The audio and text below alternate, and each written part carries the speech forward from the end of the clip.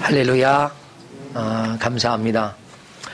제가 지난 1월이네요. 그죠? 오늘은 2월 1일이니까 지난달 12일부터 24일까지 약 2주간에 걸쳐서 터키를 다녀왔는데, 제가 터키의 몇몇 선교사님들을 방문하고 그들의 사역을 격려도 하고 또 지원도 하고 이러려고 갔는데, 제가 그분들을 격려한 것이 아니라 그분들에 의해서 제가 많은 격려가 되었고 도전이 되었고 많은 배움의 시간이 되었습니다.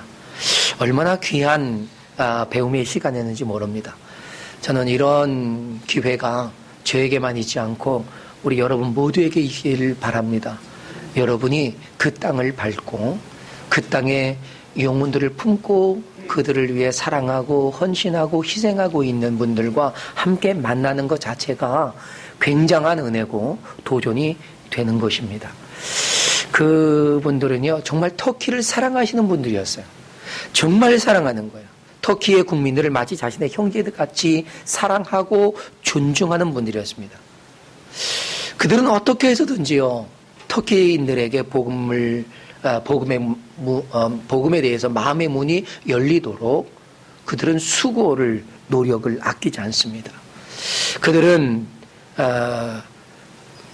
터키인들의 마음이 스스로 열려져서 그들이 복음을 향해 나아오도록 사랑의 마음을 가지고 끝까지 기다리고 있는 사람이었습니다.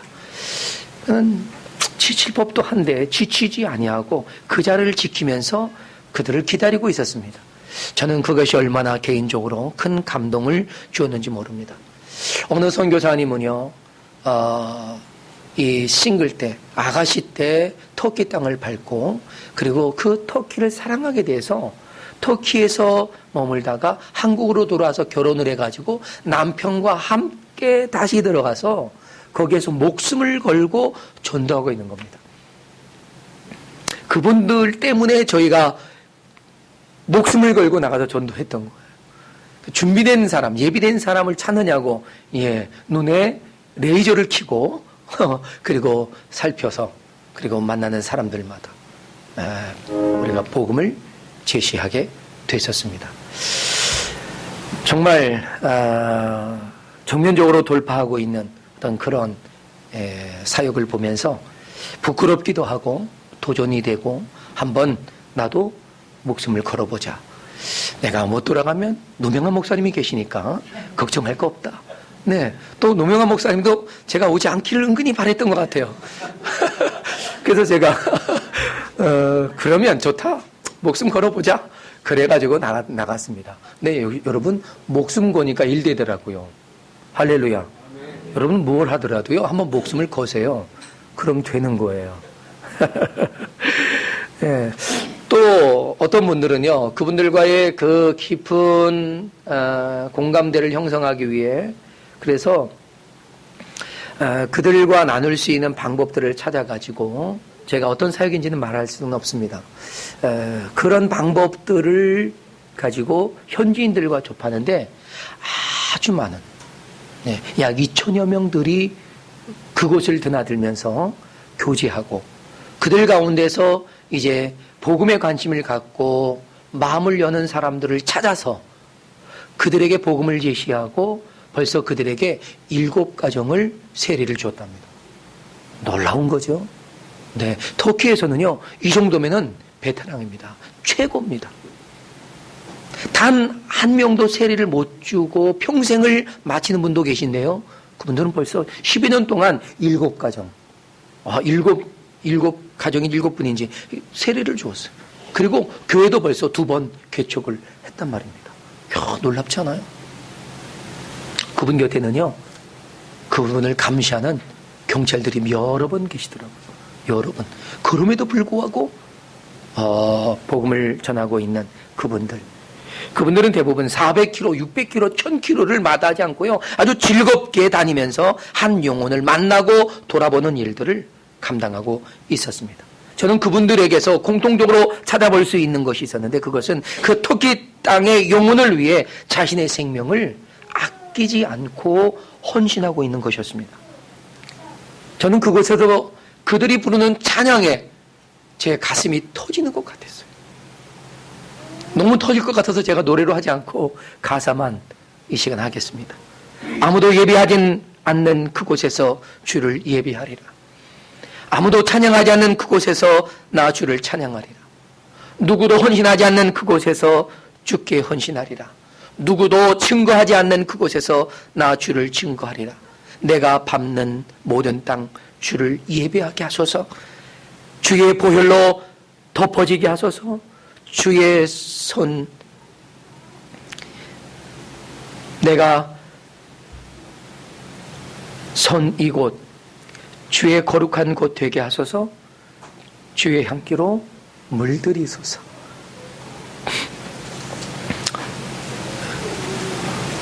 그분들은 이 찬양을 부르면서 자신들이 무엇을 해야 할지 또다시 다짐하는 것 같았습니다. 또다시 결의하는 것 같았습니다. 또다시 헌신을 각오하고 그의 생명을 그 시간 또다시 주님의 손에 올려놓는 것 같았습니다. 그래서 감동이 되고, 그래서 내가 부끄럽고, 그래서 더 큰 도전이 되었던 것 같습니다. 그들은 도대체 무엇을 위해 하나뿐인 목숨을 그 땅에 주기를 기뻐하고 있을까요? 저는 그 이유를 오늘 본문의 말씀에서 찾습니다. 하나님의 거룩한 의, 바로 그것 때문 아니겠습니까? 그렇습니다. 그들은 그 땅에 하나님의 거룩한 의를 이루기 위해서 서 있었던 것입니다. 바울은 성경에 이렇게 증거하고 있습니다. 내가 복음을 부끄러워하지 아니하노니 이 복음은 모든 믿는 자에게 구원을 주시는 하나님의 능력이 됨이라. 먼저는 유대인에게요, 그리고 헬라인에게로다. 복음에는 하나님의 의가 나타나서 믿음으로 믿음에 이르게 하나니 기록된 바 오직 의는 믿음으로 말미암아 살리라. 할렐루야. 믿는 자에게 구원을 주신 하나님의 능력, 믿음으로 그 구원에 이르게 하는 하나님의 거룩한 의, 이것이 그분들의 생명을 그 땅에 주는 것을 기쁘게 여길 수 있었던 이유였던 것입니다. 그분들은 하나님의 의를 상속받은 자로서 또한 그 유산을 함께 나누고자 그 땅에 생명을 걸고 머물러 있었습니다. 그렇습니다. 우리들이 머물러 있는 장소는 좀 다르겠지만 우리 역시도 의의 상속자로서, 하나님의 의를 상속받은 하나님의 거룩한 자녀로서 우리도 이 땅에서 그분들 못지않게 살아갈 수 있다라고 저는 믿습니다. 그렇다면 의의 상속자로서 우리는 어떻게 살아가야 한다는 것일까요? 첫째, 믿음으로 하나님을 경외하는 삶을 살아가야 한다는 것입니다. 오늘 두 본문에서 공통적으로 강조하고 있는 것은 믿음으로라고 하는 단어입니다. 믿음으로라고 하는 말은요, 하나의 분명한 근거를 가지고 있다는 것을 말해주고 있는 것입니다. 그것은 곧 하나님께 대한 신뢰와 확신과 의지를 보여주고 있는 것입니다. 그래서 하나님을 경외함으로 순종할 수 있었던 것이죠. 믿음을 가진 우리는 무엇보다 하나님을 경외하는 삶이 든든하게 세워져 있어야 합니다. 그렇다면 하나님을 경외하는 것은 무엇입니까? 그것은요, 하나님을 두려워할 만큼 높이며 예배하는 것입니다. 그러니까 믿음으로 경외한다는 것은 하나님께 예배자의 삶을 살아가는 것입니다. 믿음으로 하나님을 예배하는 삶, 믿음으로 하나님을 경외하는 삶, 바로 그것입니다. 우리가 무엇을 중심으로 생활해야 하는가 하는 거죠. 예배 중심의 삶을 사는 것입니다. 예배 중심의 삶, 하나님 중심, 말씀 중심, 교회 중심의 삶을 살아가는 것, 그것이 곧 예배 중심의 삶이요, 믿음으로 하나님을 경외하는 삶이라는 것입니다. 하나님의 뜻을 따라서 하나님이 기뻐하시는 삶을 살아내는 것 말입니다. 여러분, 체코슬로바키아에 요셉 케이보라고 하는 목사님이 계신데, 그분은 체코슬로바키아가 공산주의 치하에 있을 때 아주 유명했던 그런 목사님이십니다. 그의 아버지는 학교에서 공산주의를 가르치는 선생이었고요. 그의 어머니는 아주 독실한 크리스찬이었습니다. 잘 안 맞잖아요. 그 요셉 케이보 목사님이 어릴 때에 어머니와 함께 매 주일이면 3시간 동안 기차를 타고 프라하로 떠났답니다.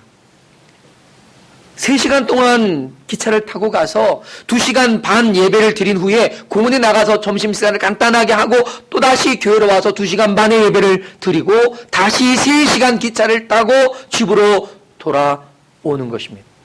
이렇게 많은 시간과 힘을 쏟아야 예배를 드릴 수 있었던 것이죠.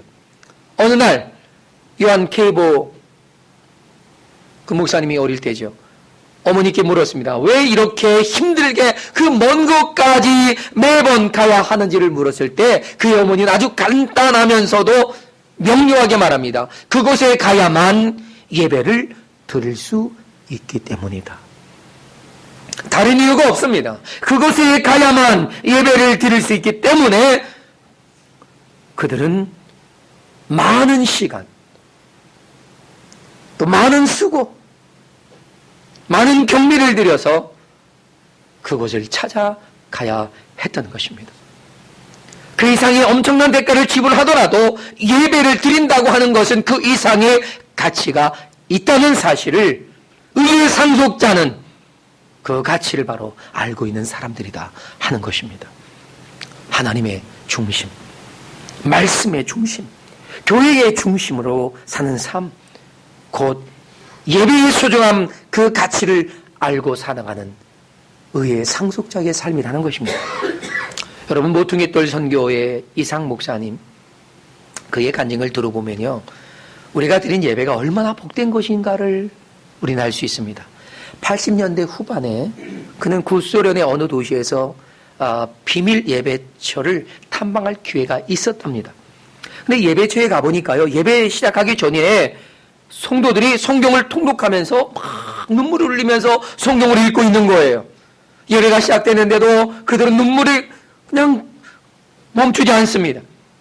풍금 하나를 반주하면서 단 한 명의 성가대가 송영을 하고 있음에도 불구하고 울음 때문에 송영 자체도 제대로 잘 되지 않고 설교를 들을 때나 성찬을 할 때나 그들은 계속해서 눈물을 흘리고 울음에 벅차서 그래서 예배가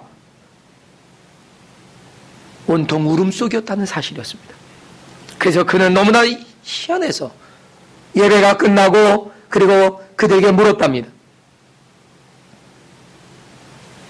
그랬더니 그분 중에 한 분이 이렇게 말합니다. 그것은 이 세상에서 드리는 마지막 예배가 될 수 있을지도 모르기 때문에 우리는 마지막 예배라고 하는 그 마음으로 우리가 눈물을 흘리며 예배하고 있다는 것이었습니다. 사랑 여러분, 그렇습니다.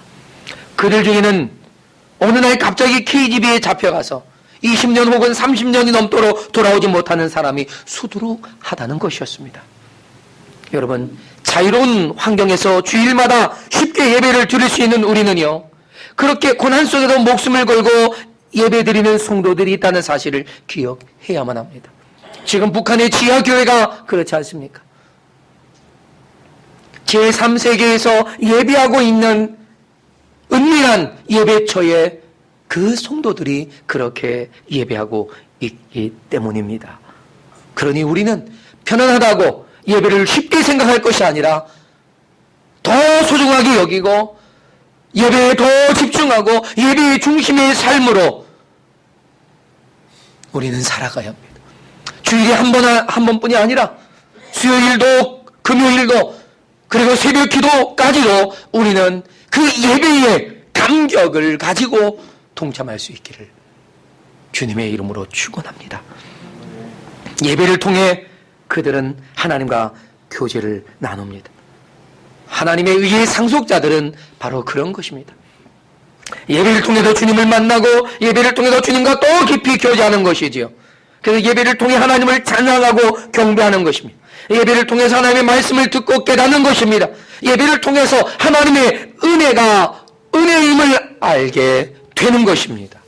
그러니 우리는 예배를 그 무엇보다 소중하게 여길 수 있어야겠고, 진정한 의의 상속자들이라면 우리는 예배에 목숨을 걸어야 합니다. 둘째로, 의의 상속자인 우리는 그렇다면 또 어떻게 살아야 한다는 것입니까? 그것은 이 땅의 구원을 이루어가는, 이 땅의 구원을 이루어가는 전도자의 삶을 살아야 합니다. 나 자신의 구원도 이루고, 우리 가족의 구원도 이루고, 우리 이웃의 구원, 이 나라 민족의 구원, 열방의 구원을 이루어가는 그런 전도자의 삶을 살아야 한다는 것입니다. 오늘 히브리서 기자는 노아가 하나님을 경외하기에 하나님의 말씀을 듣고 미래에 되어질 일들을 준비하며 방주를 지어서 온 가족을 구원할 수 있었다라고 증거합니다. 그렇습니다.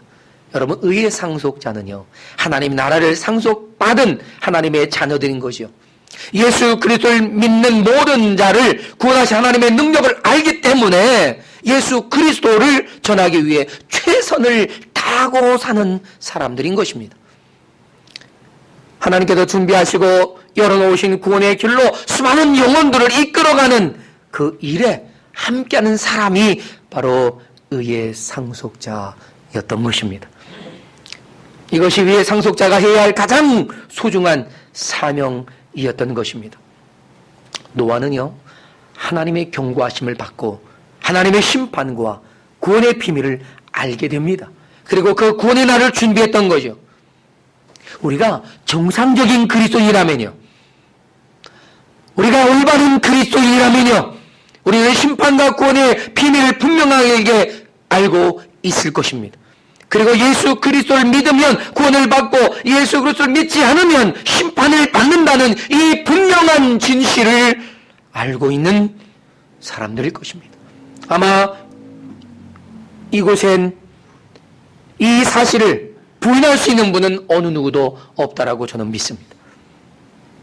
그래서 어느 누구든지 이 진실을 받아들이면 구원의 기회가 되고, 받아들이지 못하면 그 구원의 기회를 잃어버리는 것입니다.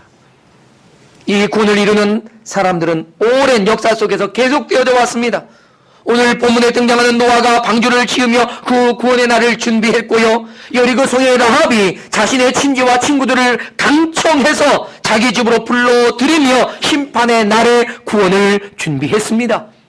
바울과 사도들 그리고 복음 전도자들이 예루살렘과 온 유대와 사마리아와 땅끝까지 달려가서 유대인과 헬라인 그리고 이방인들을 가리지 않고 그들에게 복음을 전해주면서 그들이 만나는 모든 사람들에게 구원의 길을 보여주었고 그곳으로 인도했습니다.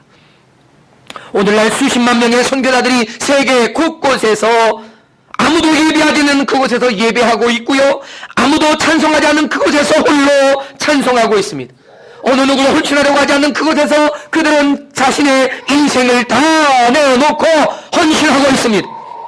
누구도 증거하지 않는 그 땅에서 그들은 친히 자신의 생명을 내놓고 증거의 삶을 살고 있었던 것입니다. 그들은 외치고 있습니다. 자신의 목숨을 아끼지 않고 구원의 길을 전해주고 있습니다. 우리는 한 실제로 있었던 한 동영상을 이 시간 보겠습니다. 북한에서 복음을 전하며 예수 그리스도를 믿는 믿음의 신앙을 부인하지 않고 죽음의 길로 당당하게 걸어갔던 김누가 선생의 실화를 담은 이야기입니다. 보시겠습니다. 처음 누가 선생을 만났을 때 21살로 제일 어렸고 키도 제일 작았습니다. 처음에 그는 참 철부지였습니다. 어린 누가 선생은 이름 바꾸는 일이 얼마나 진지한 일인지 잘 몰라 장난처럼 대했지만 우린 그때부터 그를 누가라고 불러주었습니다. 그는 철부지였지만 성경 통독과 기도로 성령을 받은 후 누가 선생의 설교는 인상이 깊었습니다. 다른 북한 선생들처럼 구호를 부르고 주먹을 흔들지도 않았고 그저 담담하게 설교했지만 전하는 말씀에 깊이가 있었고 사람의 마음을 흔드는 힘이 있었습니다. 그러던 어느 날 누가 선생은 공안에 붙잡혀 북송되었습니다. 한 보이부 지도원이 누가 선생을 신문했습니다. 몽둥이로 때리고 고문을 하다가 하도 어리고 착하게 생긴 청년이라 적당히 마무리하고 조사에 들어갔습니다. 누가 선생은 어린 시절 부모를 잃고 꽃제비가 되어 전전하다가 중국으로 건너가 성경 모임을 알게 되고 예수님을 믿게 된 이야기를 담담하게 이어갔습니다. 어린 청년의 거짓없는 진실한 고백을 들으면서 굶어 죽은 아이들 생각이 났습니다. 죄수들 앞에서 돌처럼 굳어있던 보이부 지도원의 마음이 흔들리기 시작했고 누가 선생은 이것을 보며 용기를 내어서 복음을 전했습니다. 지도원 선생님, 지금 우리나라는 김일성, 김정일이 신이 되어 있기 때문에 이렇게 가난하고 굶주리고 있습니다. 우리나라 사람들도 예수님을 믿어야 합니다. 그래야 우리도 잘 살 수 있습니다. 우리 인생이 다 지나가게 되면 심판이 있습니다. 보이부 지도원은 자기에게 복음을 전해준 선생을 사랑하게 되었습니다. 찰떡에 계란에 고기도 삶아가지고 와서 신문한다는 핑계를 대고 누가 선생을 불러냈습니다. 그런데 누가 선생은 받지 않았습니다. 선생님, 정말 고맙습니다. 이건 제가 받아서 먹은 걸로 하겠습니다. 지금 감방 안에 나랑 같이 잡혀온 사람들이 많은데 그 사람들도 다 배고파합니다. 그리고 죽어가는 사람들도 많은데 그들에게 전해주시면 안 되겠습니까? 그 말에 보이부 지도원은 엄청난 충격을 받았습니다. 그가 여태껏 본 사람들은 서로 자기가 많이 먹겠다고 아우성치고 싸우는 사람들 뿐이었기 때문입니다. 김누가 선생이 재판을 받는 날이 왔습니다. 보이부 지도원은 어떻게 해서든 누가 선생을 살리고 싶었기에 신신당부했습니다. 너 절대로 재판장에 나가면 예수 믿었다는 말을 하면 안 된다. 그러면 너는 일반 감옥으로 가게 될 거야. 가서 1년만 고생해라. 내가 사람을 보내서 먹을 것을 들여보내주고 굶어 죽지 않게 할게. 그리고 나오라. 그러나 누가 선생은 태연하게 말했습니다. 나는 죽어도 괜찮습니다. 그렇게 젊은 나이에 죽는 것이 아쉽지도 않아? 누가 선생은 오히려 웃으면서 말했습니다. 나는 천국에 가서 하나님을 만나니까 너무 좋습니다. 보이부 선생님은 아무리 힘들어도 괴로워도 믿음을 잃지 마십시오. 이 세상은 보이는 것이 다가 아닙니다. 꼭 예수님을 믿으십시오. 우리 천국에서 다시 만납시다. 내가 남은 생에 복음을 전하지 못하는 것을 선생님이 대신 전해주십시오. 그래서 많은 사람들이 구원을 얻을 수 있게 해주십시오. 결국 누가 선생은 청진에 있는 수성교화소에 끌려가 즉시 처형되었습니다. 보이부 지도원은 누가 선생이 처형되었다는 사실을 보고받고 울었다고 합니다. 그 후 한 지하교인을 감옥에서 구출해 주었고 그 교인이 중국으로 탈북해서 한국으로 왔습니다. 누가 선생의 죽음은 그 교인에게서 들은 이야기입니다.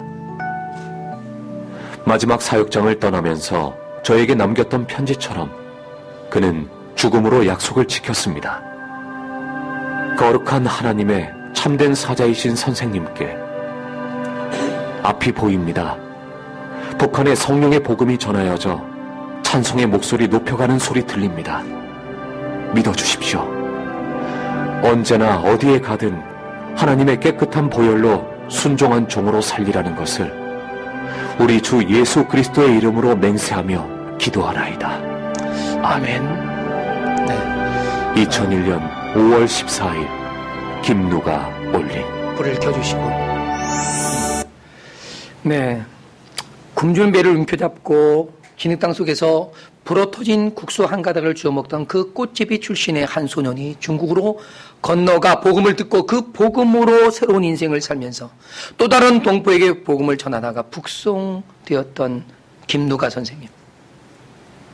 그는 예수 그리스도를 증거하고 성도라고 하는 그 이름으로 죽어갈 수 있었던 것은 그가 바로 하나님의 이 의의 상속자였기 때문이었습니다.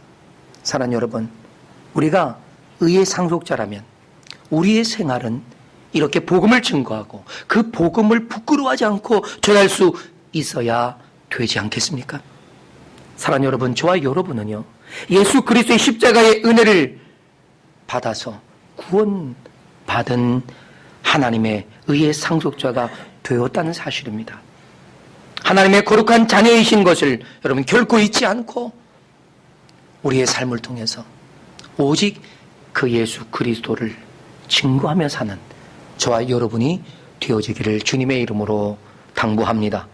끝으로 의의 상속자인 우리는 그러면 어떻게 사는 것이 합당할까요? 그것은 세상과 구별되어 오직 믿음으로 사는 사람들이어야 한다는 것입니다. 세상과 구별된다는 것은요, 세상의 관점과 세상이 추구하는 것을 따르지 않는 겁니다. 오직 하나님의 관점과 하나님께서 추구하시는 것을 따라가는 분명한 신앙의 가치관을 가지고 사는 그런 사람들이어야 한다는 것이죠. 노아는 당시 사람들의 죄악이 관영하고 하나님을 떠나 온갖 죄에 빠져 살 때에 노아만은 하나님의 말씀을 붙들고 살았습니다. 하나님의 말씀을 받은 이후 그는 100여 년 동안 방주를 지으며 그 구원의 길을 준비해 갔단 말입니다. 그 길은 외로운 고독한 길이었습니다. 지칠 수도 있었던 긴 시간이었습니다. 그러나 그는 분명 세상과 구별된 삶을 살았습니다. 오직 믿음으로 주님의 약속을 따라 하루하루를 그냥 살아내고 버텨내고 견뎌내고 기다리며 살았습니다. 왜 어렵지 않았겠습니까? 왜 힘들지 않았겠습니까? 그러나 그는 믿음의 눈으로 바라보고 있고 자기 자신이 의의 상속자임을 알았기 때문에 믿음으로 나아갑니다. 주변 사람들의 조롱도 있었을 겁니다. 또한 가족들의 투정 어린 이야기도 적지 않았을 것입니다. 그러나 오직 믿음으로 그 길을 멈추지 않았습니다. 이것이 의의 상속자가 가는 거룩한 고독의 길이 아닌가 생각합니다. 저도 그 길을 걸어왔고 여러분도 그 길을 걸어오신 줄로 압니다. 혹 앞으로도 걸어갈 수 있지만 두려워하지 마십시오. 놀라지 마십시오. 무서워하지 마십시오. 믿음으로 가는 고독한 길,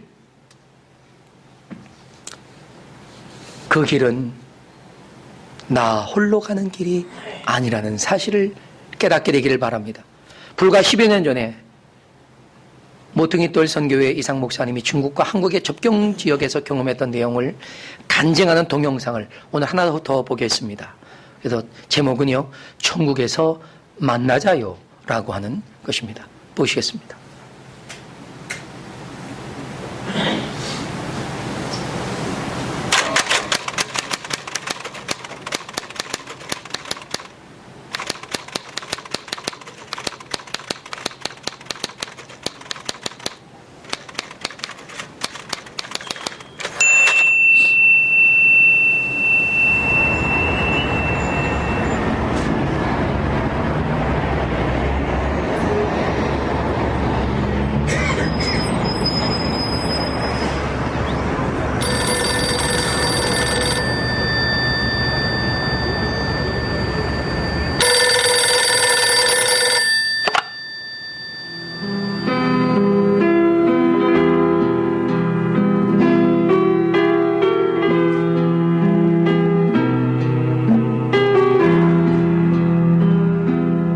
이제 전화를 이제 동네 전화를 해가지고 그때는 이제 핸드폰이 없었을 때니까 제가 연락을 해놓고는 북한에 그 성도들이 있다는 그분들 나오라고 그래서 점심을 같이 할 수 있도록 어레인지를 했습니다.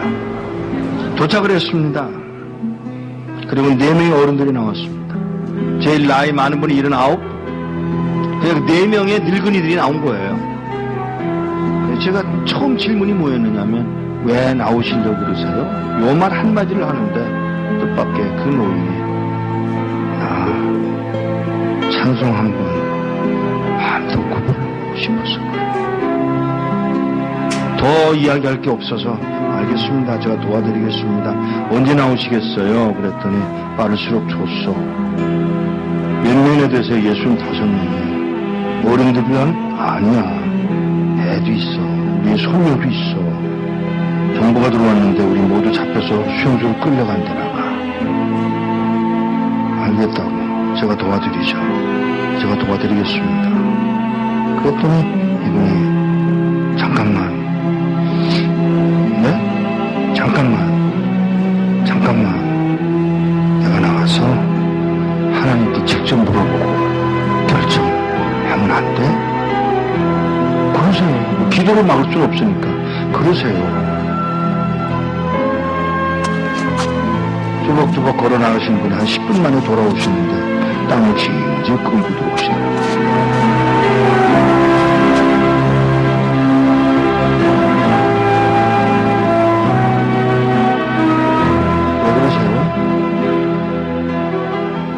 음성이 벌써 달라지셨어요. 나와서 물었소. 하나님, 저 미국에서 온 목사라는 사람이 우리 도와주겠다고 왔는데 따라갈까요? 그랬더니 하시는 말씀. 내가 능력이 없어서 너희들을 북한 땅에 남겨둔 줄 아냐? 그러니까 이 노인이 그 말을 듣고 우리가 그럼 매 맞는 것도 하나님 뜻이에요? 물론이지. 아니 하나님 우리 굶는 것도 하나님 뜻이에요. 물론이지. 우리 잡혀서 수용소로 끌려간다고 해서 그러는 거 아니에요 하나님? 몰라서 묻냐? 이 말 한마디야.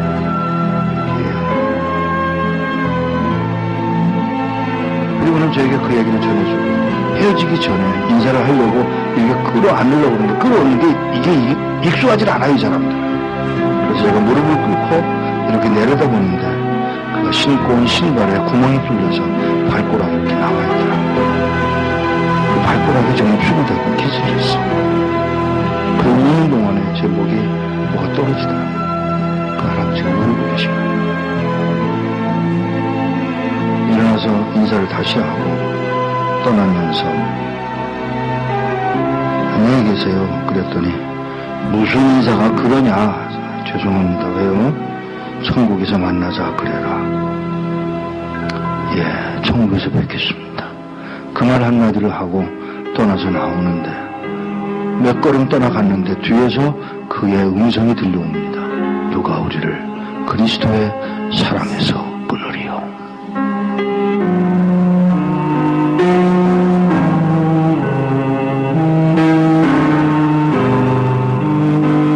몇 년 후에 그곳을 다시 갔다가 저를 태워줬던 택시 운전수를 또 만났는데 그 운전수더러 나를 기억하겠어? 그러고 물어요. 그래서 잘 그랬더니 그때 몇 년 전에 와서 그 노인네들 만나지 않았어? 아 예. 그 말을 하면서 운전수가 눈물을 흘리고 울고 있었습니다. 끌려가서 6명의 젊은이가 안 끌려가겠다고 덤비다가 6명은 매맞아서 머리통이 깨서 죽고 59명 4, 5년 동안에 수용소 가서 병들고 굶고 매맞아서 죽었답니다. 한 명도 안 남고. 이런 믿음을 지킨 사람들, 찬송 한 번 마음 놓고 불러보고 싶다던 그 사람들을 우리는 과연 어떻게 해드려야 되는 것일까? 우리는 뭘 할 수 있을까?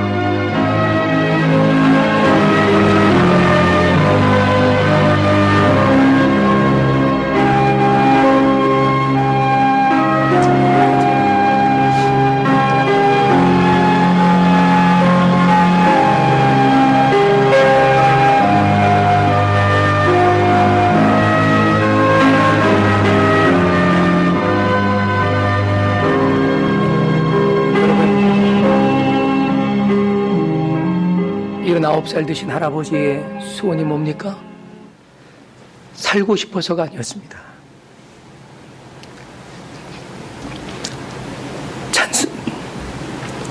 찬송 한번 마음 놓고 불러보고 싶어서. 그 할아버지가 듣고 싶었던 마지막 인사말이 무엇인지 기억하십니까? 천국에서 만나자요. 이것이 의의 상속자들이 가지고 있는 소망 아니겠습니까? 그들 가운데 단 한 사람도 남지 않고 믿음을 지키며 매를 맞아 굶어 얼어 죽었습니다. 그러나 저는 이 내용을 묵상하면서 그들은 불쌍한 사람이 아니다. 불쌍한 사람은 바로 우리다. 우리는요, 그들이 그렇게 예배하고 싶었던 그 예배를 이어가야 되지 않겠습니까? 그들이 부르다가 다 못 부른 그 찬양을 우리 불러야 되지 않겠습니까? 그들이 부르짖다가 지쳐버렸던 그 하나님에 대한 기도를 우리 맞아야 되지 않겠습니까?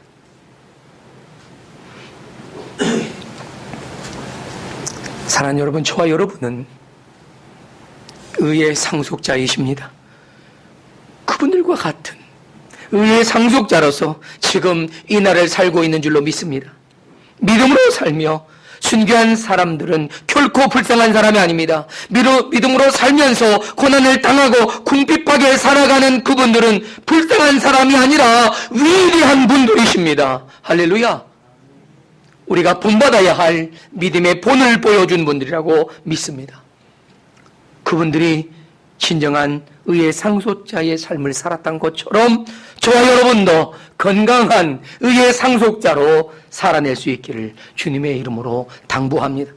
사랑하는 여러분, 이제 우리는 우리가 의의 상속자라서 어떤 모습으로 살아야 할지 우리는 스스로를 돌아볼 수 있기를 바랍니다. 그리고 의의 상속자로서 그리스도인의 삶을 살아가는 저와 여러분 되기 위해 함께 기도하길 바랍니다. 다 같이 자리에서 일어나겠습니다. 그리고 함께 기도하십시다. 믿음으로 하나님을 경외하며 예배 중심의 삶을 바르게 살아갈 수 있도록 기도하십시다. 이 땅에서 구원을 이루어가는 복음 중심의 삶을 살아갈 수 있도록 전도자의 삶을 결단할 수 있기를 바랍니다.